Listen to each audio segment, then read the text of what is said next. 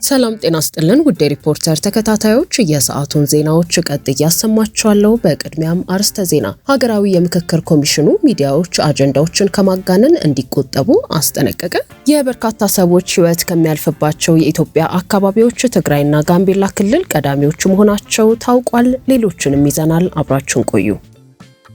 የኢትዮጵያ ሀገራዊ የምክክር ኮሚሽን ከኢትዮጵያ መገናኛ ብዙሃን ባለስልጣን ጋር በጋራ በመሆን ያወጣው አዲሱ መመሪያ ድንጋጌዎቹን ጥሰው በሚገኙ የሚዲያ ተቋማትና ጋዜጠኞች ላይ ሕጋዊ እርምጃ እንደሚወሰድ ይደነግጋል። የኢትዮጵያ ብሔራዊ ምክክር ጉባኤ የሚዲያ አዘጋገብ መመሪያ ወደ ስራ መግባቱ የተገለጸ ሲሆን ባለስልጣናቱ ይህንን መመሪያ በመጠቀም መገናኛ ብዙሃን በህዝብ መካከል ግጭትና ውጥረትን ሊቀሰቅሱ ይችላሉ የተባሉ ርዕሰ ጉዳዮችን እንዳይዘግቡ እያደረጉ ነው። ሁሉም መገናኛ ብዙሃን ተቋማት የመመሪያውን ድንጋጌዎች የማክበር ግዴታ እንዳለባቸው የተገለጸ ሲሆን ይህም ከምክክሩ ጋር የተያያዙ ማናቸውንም ዘገባዎች ከሐሰተኛ መረጃና ከጥላቻ ንግግር የጸዱ እንዲሆኑ የሚከለክል ድንጋጌን ያካትታል። መመሪያው አዘጋገቡ ተመልካች ወይንም አንባቢን ለመሳብ ሲባል ይዘቱን ማጋነን የለበትም። የህዝብን ጥቅም ለመጠበቅ ሲባል የዘገባዎቹ ይዘት የህዝብን እምነትና ትብብር ለመገንባት ያለመ መሆን አለበት ይላል። በተጨማሪም መመሪያው የመገናኛ ብዙሃን ይዘቶች ኢትዮጵያውያን በምክክሩ ላይ ሙሉ በሙሉ እንዲሳተፉ የሚያበረታቱና ከብሔራዊ ምክክሩና ከውጤቱ በኋላ ሊመጡ ስለሚችሉ ለውጦች ለህዝቡ መረጃ የሚሰጡ መሆን እንዳለባቸው ይገልጻል። መመሪያው መገናኛ ብዙሃንና ጋዜጠኞች በቀጣዩ ሳምንት በአዲስ አበባ ለሚጀምረው የብሔራዊ ምክክር ጉባኤ በሚሰሯቸው ዘገባዎች ዙሪያ ጥንቃቄ ማድረግ እንዳለባቸው የሚጠቅስ ሲሆን ጉባኤው በመላ ሀገሪቱ ለዓመታት የተካሄደውን የአጀንዳ ማሰባሰብ ሂደት ተከትሎ ህገ መንግስታዊ ማሻሻያዎችን ጨምሮ ትላልቅ ለውጦችን ያስከትላል ተብሎ ይጠበቃል። ከጥቂት ሳምንታት በፊት ኮሚሽኑ ሀገራዊ የምክክር መድረክ በመዋቅር ደረጃ የሚደግፉ 8 ዋና ዋና የአጀንዳ ነጥቦች ይፋ ማድረጉ የሚታወስ ሲሆን የሀገር ግንባታ፣ የመንግስት አወቃቀር፣ የፌዴራል ከተሞች ሁኔታ፣ የሃይማኖት ጉዳዮች፣ የተቋማት ግንባታና የህግ የበላይነት፣ ማህበራዊና ኢኮኖሚያዊ ጉዳዮች፣ ሙስናና መልካም አስተዳደር እንዲሁም የሰላም ግንባታን ያካተተ ነው። እንደ ኮሚሽኑ ገለጻ ሂደቱ የፖለቲካ ፓርቲዎችን፣ የሲቪክ ማህበራትን፣ የትምህርት ተቋማትን፣ የሃይማኖት መሪዎችን፣ የሀገር ሽማግሌዎችን፣ የሴቶችና የወጣቶች ተወካዮችን እንዲሁም ከተለያዩ ማህበረሰቦች የተውጣጡ ባለድርሻ አካላትን በአንድነት ያሳተፈ ነበር። እንደ አውሮፓውያኑ አቆጣጠር በ2021 የተቋቋመው የኢትዮጵያ ብሔራዊ የምክክር ኮሚሽን በታሪክ ኢትዮጵያውያንን በከፋፈሉ ጉዳዮች ላይ መግባባት ለመፍጠር ዘላቂ ሰላም፣ መረጋጋትና ብሔራዊ አንድነት ላይ አስተዋጽኦ ለማድረግ ያለመ አካታች ብሔራዊ ምክክር የማመቻቸት ስልጣን ተሰጥቶታል። ግጭቶችን ጨምሮ ከትራፊክ አደጋ ውጪ ባሉ ድንገተኛ አደጋዎች የበርካታ ሰዎች ሕይወት ከሚያልፍባቸው የኢትዮጵያ አካባቢዎች ትግራይና ጋምቤላ ክልል ቀዳሚዎቹ መሆናቸው ተገለጸ።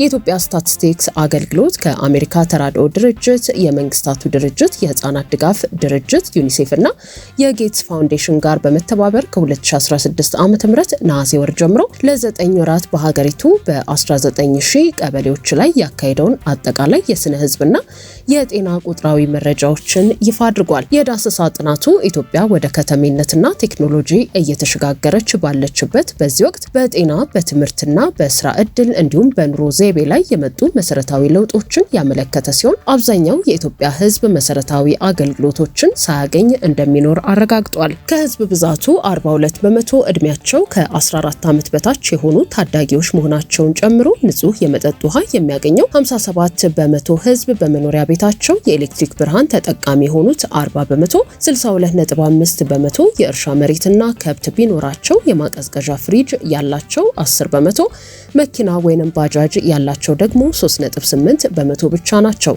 በኢትዮጵያ የወሊድ ምጣኔን በተመለከተ በወጣው መረጃ ከ25 ዓመታት በፊት በአማካይ አንዲት ሴት እስከ 6 ልጆችን ትወልድ የነበረበት ሁኔታ ቀንሶ አሁን አማካይ ውልደት ወደ 4 ዝቅ ብሏል። ነገር ግን በከተማና በገጠር መካከል ያለው እጅግ ሰፊ ልዩነት በከተማ አማካይ የወሊድ ምጣኔ 2 ልጆች ሲሆን በገጠራማ ክፍሎች በአማካይ 5 ልጆች ይወለዳሉ። በወሊድ ወቅት የሚሞቱ እናቶች ቁጥር ግን በከፍተኛ ሁኔታ ቀንሷል ያለው መረጃው የጨቅላ ህጻናት ወይንም ከተወለዱ በጥቂት ቀናት ውስጥ የሚሞቱ ልጆች ቁጥር አልቀነሰም ይላል።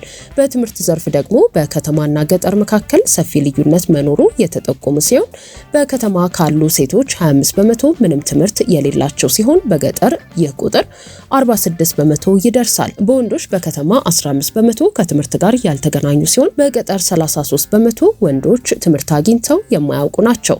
አዲስ አበባ ዝቅተኛው ያልተማረ ሰው ቁጥር ያለባት ስትሆን የሶማሌ ክልል ከፍተኛውን ያልተማረ ሕዝብ የያዘ አካባቢ ሆኗል። በሌላ በኩል እድሜያቸው ከ15 እስከ 49 ከሆኑ ሴቶች መካከል ስራ ያላቸው 41 በመቶ ብቻ ሲሆኑ ወንዶች ግን 87 በመቶ የስራ ተሳትፎ አላቸው። ይሁን እንጂ 56 በመቶ ሴቶችና 46 በመቶ ወንዶች ለሚሰሩት ስራ ምንም አይነት ክፍያ የማያገኙ ሲሆን አብዛኛዎቹ በቤተሰብ ስራዎች ውስጥ የሚሰሩ መሆናቸው ታውቋል።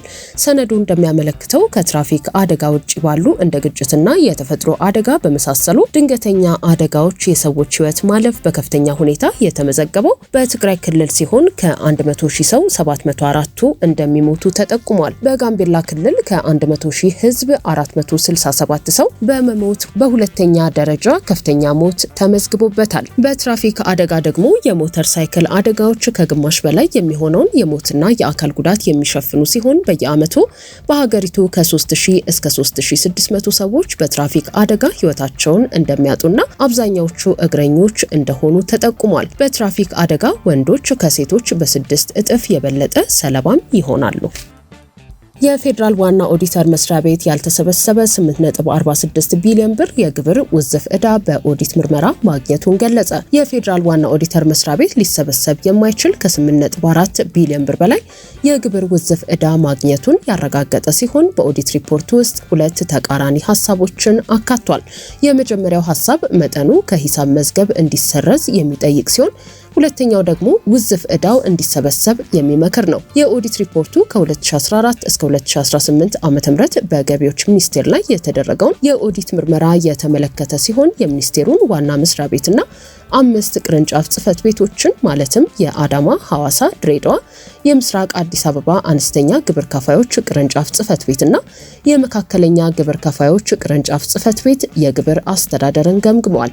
ከዋና ዋና ግኝቶቹ መካከል ኦዲተሩ እንደገለጸው በኦዲት ዘመኑ በተወሰዱት የናሙና ቅርንጫፍ ጽህፈት ቤቶች ውስጥ ወደ 8.5 ቢሊዮን ብር ገደማ የሚጠጋ የግብር ውዝፍ ዕዳ ሳይሰበሰብ የቀረና ሊሰበሰብ የማይችል መሆኑን ጠቅሶ መጠኑ ከሂሳብ መዝገብ እንዲሰረዝ ምክር ሐሳብ አቅርቧል። ሆኖም ግን በዚሁ ሪፖርት ማጠቃለያ ማሳሰቢያዎች ላይ ተጨማሪ ማብራሪያ ሳይሰጥበት ውዝፍ የግብር ዕዳዎቹ እንዲሰበሰቡ በመጠየቅ ሁለት የሚጋጩ መመሪያዎችን አቅርቧል። ኦዲቱ ሊሰበሰቡ የማይችሉ የግብር ውዝፍ ዕዳዎች እንዲከማቹ ምክንያት የሆነው በግብር ዕዳ አስተዳደር ላይ ባሉ ድክመቶች መሆኑን አመልክቷል። በግብር ክፍያ ምትክ የተያዙ ንብረቶች በቂ የማከማቻ ቦታዎች ባለመኖራቸው ምክንያት በተደጋጋሚ ለስርቆት የሚጋለጡ መሆናቸውንና ደጋግመው ጨረታዎች ቢወጡ ሳይሸጡ በመቅረታቸው ወደ ጥሬ ገንዘብ መለወጥ እንዳልተቻለ አረጋግጧል። ሪፖርቱ በተጨማሪም ከሶስተኛ ወገን መረጃን ለማግኘት ቀጣይነት ያላቸው ችግሮች መኖራቸውንና የግብር ዕዳ መዝገቦች እስካሁን ሙሉ በሙሉ በስርዓት ውስጥ እንዳልተቀናጁ ጠቅሷል። በተጨማሪም ቅርንጫፍ ጽህፈት ቤቶቹ ውዝፍ ዕዳ ያለባቸውን ግብር ከፋዮች ሂሳብ ለማገድ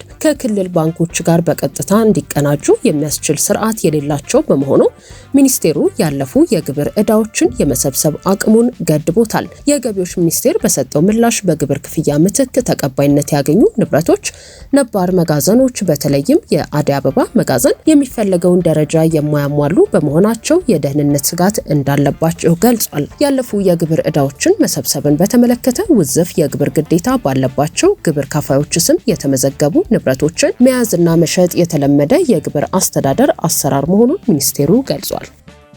ውድ የሪፖርተር ተከታታዮች የሰዓቱ ዜናዎቻችን እነዚህ ነበሩ። ስላደመጣችሁን ከልብ እናመሰግናለን።